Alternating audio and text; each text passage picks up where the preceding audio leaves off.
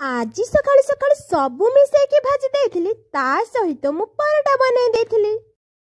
आलू आलू शेषरे मटर छुईकी पकाई देइथिली तापरे परोटा भजा दाबी देइथिली। बसिकी भाबिली लंच रे आज कोन बनेबी। हाँ आज्ञा आज लंच रे तो गोटे नॉनवेज आइटम बनेबी। आलू आलू स्वामी आनिथिले मटन देखि आई गली खुशी को पाई टिके लेंबू पानी बने देई देइथिले हसी हसी।